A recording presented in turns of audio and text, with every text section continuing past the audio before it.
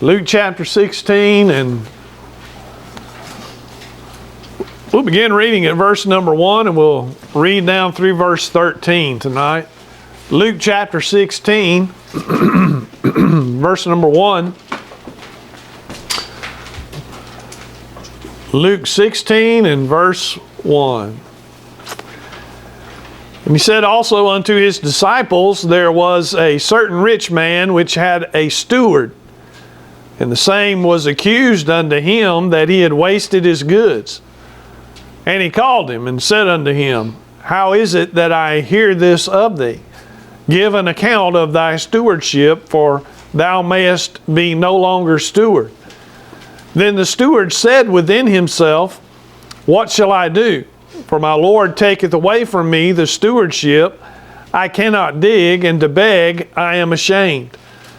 I am resolved what to do, that when I am put out of the stewardship, they may receive me into their houses. So he called every one of his Lord's debtors unto him, and said unto the first, How much owest thou unto my Lord? And he said, 100 measures of oil. And he said unto him, Take thy bill, and sit down quickly, and write 50. Then said he to another, And how much owest thou? And he said, 100 measures of wheat. And he said unto him, Take thy bill, and write 80. And the Lord commended the unjust steward, because he had done wisely. For the children of this world are in their generation wiser than the children of light. And I say unto you, Make to yourselves friends of the mammon of unrighteousness, that when ye fail, they may receive you into everlasting habitations. He that is faithful in that which is least is faithful also in much. And he that is unjust in the least is unjust also in much. If therefore ye have not been faithful in the unrighteous mammon, who will commit to your trust the true riches? And if ye have not been faithful in that which is another man's, who shall give you that which is your own? No servant can serve two masters. For either he will hate the one and love the other, or else he will hold to the one and despise the other. Ye cannot serve God and mammon. Well, past few Sunday nights we have been dealing with the subject of stewardship, and tonight we will continue that on. The passage that we're really going to focus on begins at verse number 10 through verse 13. But I read verses 1 through 9 because it is kind of tied in together with the principles that we're going to be looking at about stewardship. Tonight I want to speak on the subject of faithful with little. Faithful with little. So when we come to the passage of Luke chapter 16 and verses 10 through 13, where we're going to be looking, Jesus just finished giving the disciples the parable of what is known as the unjust steward. Now, this steward in the story was a dishonest man. He is unjust. He wasted his master's goods, and then when he got found out, he schemed to secure his future by cutting deals with his master's debtors. So he was a very scheming man, and not being faithful in what he was given to do. And then when he was found out, he worked deals with his debtors. And actually what was going on here is that he was reducing the debt that they owed to his master. Now there are some who say that that would have been his commission. Others look at it and say no, that he was cutting short his own master, further doing him more damage. It's hard to tell how that is. We're not totally familiar with the customs then. But the fact that they had the debtors kept the bill, and so having them write out a bill that was an amount lower than what actually was given tells us that he was scheming, working some kind of deal with them being further unjust. But Christ here is commending not this man's dishonesty, but he is drawing from it a lesson that he's going to be teaching them the principles of that we're going to go over. He was commending this unjust steward for his foresight, for his decisiveness, and the wise use of his limited opportunity. He was not going to be steward much longer. The unjust steward recognized that he had a very short window of opportunity to do anything about how his future was going to be. And he used what resources he had to prepare for what was coming. Now that's a strong parallel, and Jesus uses that and draws a sharp contrast. He says, if the children of this world know how to prepare for the future by wisely using their resources, how much more should we as children of light use our time, our money, and our opportunities to prepare for eternity? And just like this unjust steward, we are only here for a short period of time. And what we do with what we have been given is going to determine our eternity. Not whether we're saved or lost, but what we get to enjoy in eternity or what we get to miss out on in eternity. There are rewards that will be given, and not everyone will be given the same reward. And we must realize that comes based on how good we are at stewarding what God gives us. So this parable sets the stage for verses 10 through 13. And Jesus lays down a principle here that applies to everyone. He that is faithful in that which is least is faithful also in much. So the issue is not how much we have, what abilities we have, what talents we have been given, but it is how we handle what we do have. Doesn't matter if we're given little or much. What matters to God is how we handle what we've been given. We often excuse ourselves by saying, boy, if I had more money, I'd sure give to that. Or if I had more time, I would gladly serve here or do this. Or if I had more opportunity, I'd do more for God. But Jesus reminds us that God does not give out more money, more time, or more opportunity in order to see what we would do with having much instead of little. He looks at what we already have and what we're doing with that to determine whether we are going to get more or not. It's like a teacher who gives a small quiz. He's been teaching on a certain subject and he's hoping that his kids are picking up on it. Brother Coach, you can relate to this, I know. And you're hoping they're learning, and so they come to class unannounced, and you give them a little quiz just to see what they can remember and have retained. And you give them the quiz, and then boom, there it is. Some do well, some do not. Then that teacher has a good idea. Well, if they have failed this quiz, then when we get to the final exam, they're probably not going to do well. It is a test, a little test for the final. And so it is very similar to this. The quiz would show whether one's prepared or not. And in that same way, God uses the little things of life to test us so that it will show whether we can be trusted with greater things. So as we begin to look at verses 10 through 13, Jesus teaches, he teaches more than 3 principles, but I want to just simply cover 3 principles tonight that are related to stewardship. First of all, the first principle is stewardship is proven in the little things. Stewardship is proven in the little things. Look at verse number 10. He that is faithful in that which is least is faithful also in much. And he that is unjust in the least is unjust also in much. God measures by faithfulness, not by size or amount. We all get hung up many times on the size and amount. We want large, we want big, we want growth, we want numbers.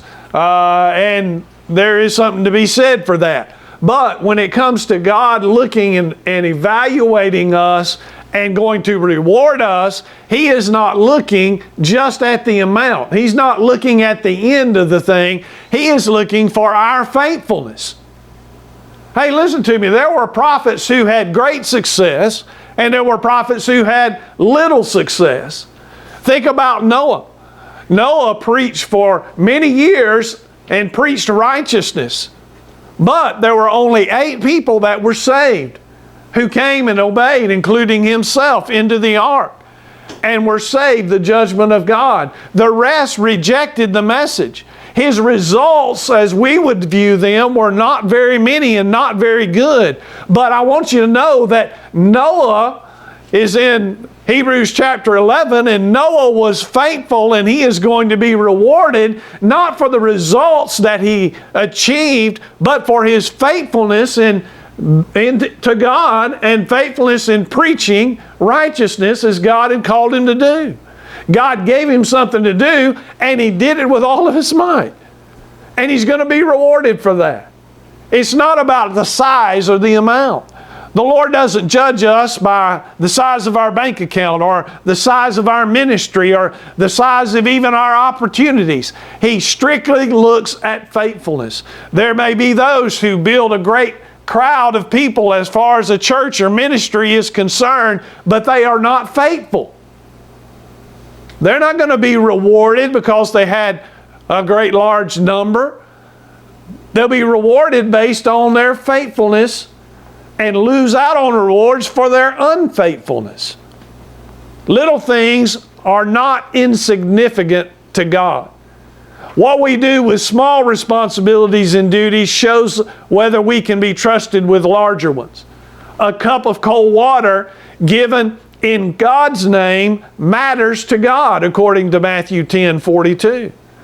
The little things reveal the true character of the steward. A dishonest steward doesn't suddenly become honest when stakes get higher. In other words, if he's not doing good with a little bit of responsibility, the answer is not to give him more responsibility, because he's going to be unfaithful with that. But for some reason, people tend to do that. I see that in business a lot. Someone's not doing good, so they give them more responsibility, like that's going to make them wake up all of a sudden and be faithful and good. But no, it doesn't happen that way. If a man is careless with pennies, he'll be careless with dollars. If he is careless with his minutes, he's going to be careless with his hours. The little is the training ground where God tests and proves our character.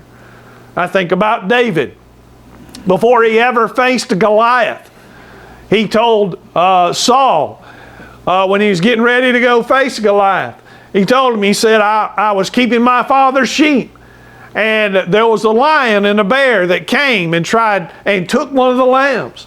And I went after them, grabbed him by the beard, and I slew him. And this uncircumcised Philistine is going to be just like him. So what was that lion and that bear? God was preparing David for his future and to see whether he was going to be faithful in his duties and responsibilities, and he was. And if he had not been, he never would have gotten the opportunity to transfer his faithfulness and loyalty to his duties over to being a soldier and being faithful and loyal in his duties as a soldier. Didn't matter what the duty was, God knew that he could trust David because he'd already proved him. He had proven him. I think about Moses, who spent 40 years tending sheep in the desert before God ever entrusted him to lead a nation out of Egyptian bondage. I think about Christ as he stood watching all the people cast their money into the treasury in Mark chapter 12. And all the rich men of their abundance cast in. But then the little widow came and threw in 2 mites. And Jesus looked at that and he called his disciples over and he said, this woman had cast in more than all those men. It was not the amount It was her faithfulness to do her part and to give. She gave more in God's eyes than those men did. Now, numerically, it wasn't. Those men gave a great deal more financially than what she was able to do. But God looks at things a lot different, doesn't He? He looks at our faithfulness. We should give ourselves an honest evaluation and ask, do I handle small amounts of my money faithfully? Do I do with the money that God has given me what God requires of me? If I need more money or want God to entrust me with more, I've got to be faithful in doing with it what God wants me to do with it. That means I've got to tithe. That means that I've not only got to tithe, but I've got to give an offering. It means that I have to be honest in small transactions.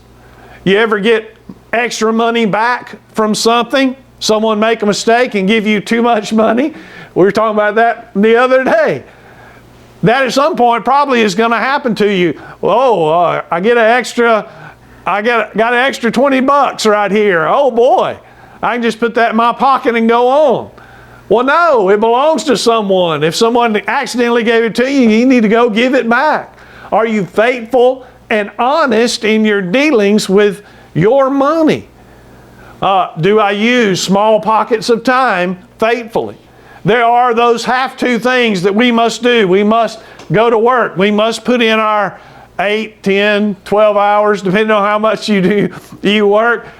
We do. We have to put in that, and there's things and tasks that we must do when we're employed, and that's the have-to things. But what about all the other time? There is 24 hours in a day. What about our daily habits? What about our conversations? What about, as we spoke last week, redeeming the time for things of eternal value instead of allowing that time to be wasted?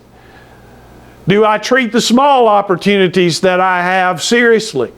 Those little things that are unseen, that are not recognized by men, but they certainly are recognized by God. Serving behind the scenes, helping one person that will never be able to repay you back or will ever recognize it. Being diligent in our prayer and study time with God. Living a righteous life when no one's looking. And no one will ever know whether we did right or wrong in that situation or not.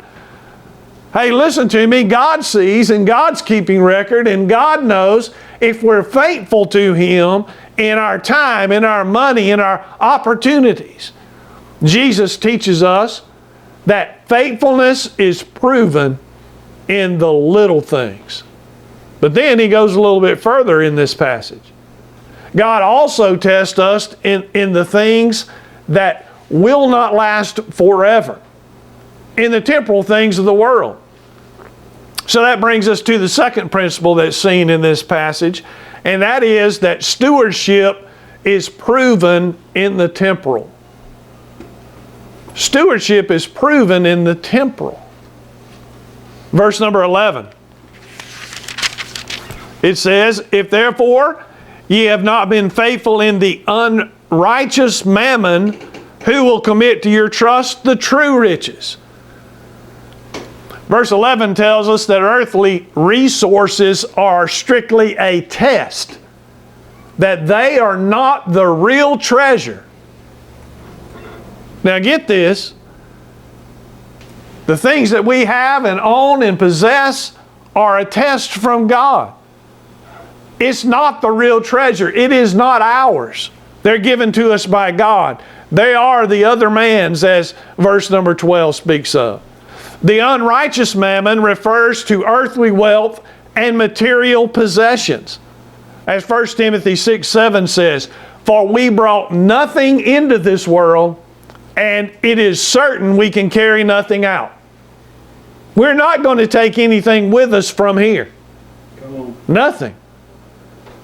These are just temporary, passing, and often, when they're mishandled, very corrupting.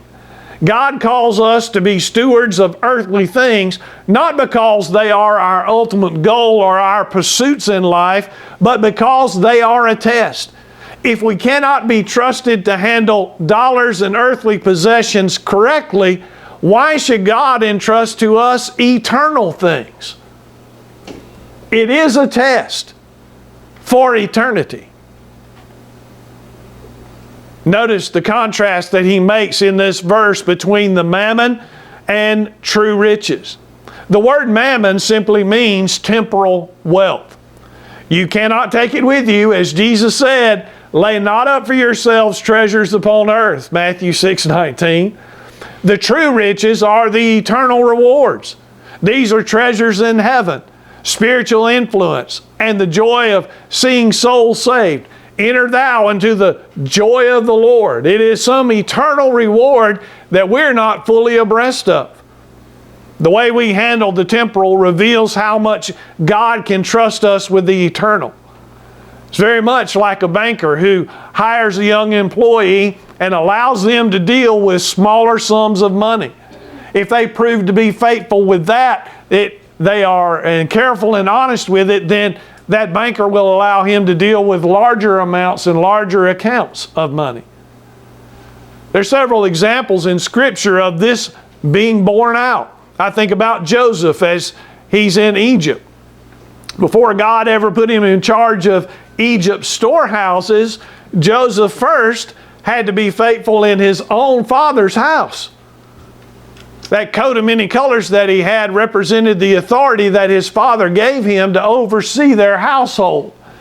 And then when his brothers did him evil and sold him as a slave into Egypt, and he went to Potiphar's house, he began to take over things there. And Potiphar recognized real well that, hey, this guy has had experience of being a steward, and he put everything in Joseph's hands to run his house, and he didn't know what he had and what was going on. Joseph was the one who organized it. He's the one who had it carried out. He was the one that everybody answered to. And he was running that whole household. It was not his. He was being a great steward of it. But God was using the temporal to accomplish the eternal. When he got to prison, he was running it. More lessons that he needed to learn. But eventually he made it to be second in Egypt. And he preserved the entire nation of Israel and many other surrounding nations because he was a faithful steward over what was temporal. And God used him to accomplish some eternal things. The parable of the talents in Matthew chapter 25. Those who had taken the talents and had used them wisely and gained other talents and were faithful in handling those few, God gave them greater authority. It says, "Thou hast been faithful over a few things, I will make thee ruler over many things." If they were faithful with the few, God's going to give them many. Much more. Practically speaking, how we manage our checkbook, how we run our home, how we operate our schedule, and our possessions matters to God. If I waste money on myself while neglecting to give to God, I am showing unfaithfulness with the unrighteous mammon God's entrusted to me. If I let material things dominate me and my heart, I'm not ready for greater spiritual trust from God. Faithfulness is the temporal proving ground for being entrusted with eternal influence. It's very similar to a soldier that is in basic training. A soldier signs up to be in the service, and he gets sent off initially to what's known as basic training or boot camp. Now, all those drills, they're designed to break someone down, to find out what's really in their character. The drills may seem tedious: running laps, cleaning equipment, following small orders, digging a hole here, moving the dirt over here, digging another hole, and filling it back in, whatever is going on. It can be some very silly and stupid commands. But his response in all of those small and seemingly unimportant tests reveals whether he can be trusted when the real battle comes. Stewardship is proven in the little. Stewardship is proven also in the temporal things that we have been given. And lastly, you like that? Lastly, the third principle is that stewardship is proven by our loyalty. Stewardship is proven by our loyalty. Look at verse 13. It says, "No servant can serve two masters, for either he will hate the one and love the other, or else he will hold to the one and despise the other. Ye cannot serve God and mammon." Stewardship always flows from one's allegiance or loyalty. At its very core, stewardship is not about what we do with the resources. It is who are we serving with the resources. I hope you can get that statement. Stewardship is not about what we do with the resources we've been given, but it is about who we are serving with those resources we're given. Jesus made it plain. Good stewardship is impossible without single-hearted loyalty. Money, possessions, time. These are all tests that reveal where our loyalties lie. Jesus doesn't say it's hard to serve two masters. He says it is impossible to serve two masters. Why? Because both masters demand total allegiance, and our heart cannot be divided. The claims and demands of serving mammon compared to the claims and demands of serving God are directly opposite of each other. If we're going to serve mammon, mammon demands security. Mammon promises if you have enough money, you'll be safe and secure. That's what it says. It demands that you trust in wealth for stability instead of God. Proverbs 11:28 says, "He that trusteth in his riches shall fall." And this is why people hoard.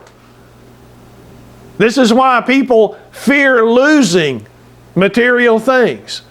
This is why people spend time working more than they should to the neglect of everything else in their life and their family. Because they have bought into the unrighteous mammon and they are serving mammon. Mammon requires pleasure. Mammon whispers to us, spend this on yourself. Indulge. You'll be happy. It demands that resources be used for self-gratification and not service. This is what the prodigal son did in Luke chapter 15, verse 13, where it says that he wasted his substance with riotous living. He was not a good steward of what he had been given. He was serving himself, not serving God. Therefore, he wasted his substance that he had been given. Mammon likes to have control. Mammon demands control because to the world, money is power. Whoever holds it feels that they are in control of their future, in control of their choices, and even other people because they have money. And that's why Paul calls the love of money the root of all evil in 1 Timothy 6. It enslaves the heart by making them feel they hold sovereignty over their lives. But my friend, that only belongs to God. So those are the demands of mammon. What are God's demands? His demand is trust. God demands that we put our dependence or security in Him, not in our bank accounts. That's why He said in Matthew 6:11, give us this day our daily bread. Lord, give me what I need today. When we do what is right With our money, God promises in Philippians 4:19, "My God shall supply all your need according to His riches in glory by Christ Jesus." We're supposed to trust God with our riches and do with our money what God wants us to do. And that promise in Philippians 4:19 is based upon the Philippians giving an offering to help the mission work that Paul was involved in. That's why he said, "You've taken care of my need, God's going to take care of your need." God demands sacrifice. God calls us to use what we have, not for selfish indulgence, but for His work and His kingdom. Matthew 6:33 says, "Seek ye first the kingdom of God and His righteousness, and all these things that the Gentiles worry about, food, clothing, money, possessions, all these things shall be added unto you." True stewardship always involves giving up what we could have kept. Giving up what we could have kept. Our time, our money, our convenience, for the sake of Christ and His eternal purposes. God demands obedience. God demands submission to His will. Every dollar, every minute, every possession is His. And He directs us how it should be used. Obedience is the only safe way to play it with God. Trying to serve both God and mammon is an impossible thing to do. It is like trying to row a boat with two oars, but going in the opposite direction. Do you know what would happen if you did that? Can you picture it? You have a rowboat, and you use one oar to paddle one direction, and you use the other oar to paddle the other. You know what you're going to do? Go in a circle. Go in a circle. That's all that's going to happen. There are those who have tried to live both for God and mammon, and it has not ended up very well. Lot is one of those who tried to live for both. He did it shows some glimmers of wanting a life of faith, but he also wanted to enjoy the prosperity of Sodom. He pitched his tent toward Sodom. He compromised the truth, and it cost him his testimony, his family's respect, and almost cost him his own life. He lost credibility when he tried to persuade his family to get out before judgment came. And hey, listen to me, that is the case. You're going to lose credibility with people, and your testimony is going to be shot if you're trying to live for God and mammon at the same time. People are going to be aware of it. They're going to see your hypocrisy. They are not going to hear what you have to say about God because they hear your life being lived for the things of the world. Those who try to live for both are going to compromise the truth and bring God's judgment. That's what happened with Balaam.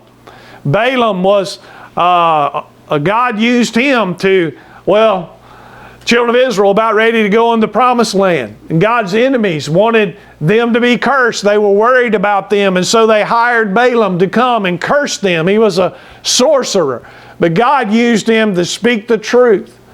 You know the story of Balaam's donkey and how it spoke to him and told him what he was doing was wrong, and God allowed him to go on. It's a great story, a great study.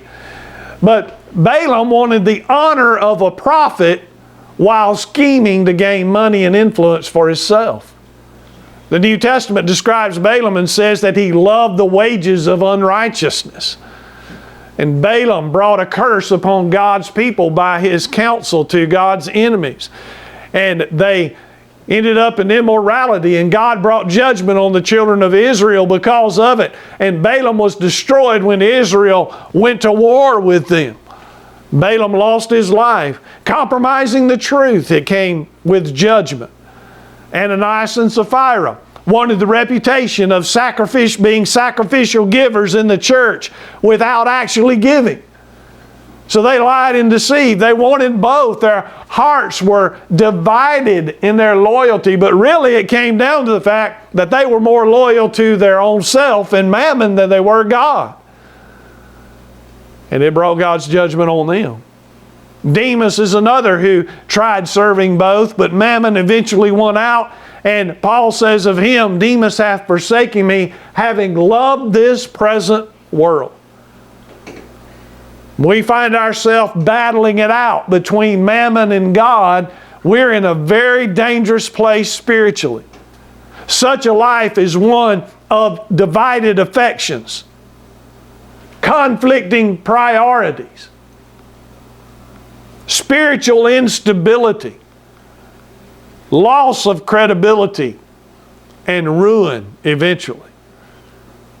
Let me ask you, who is the master of your life?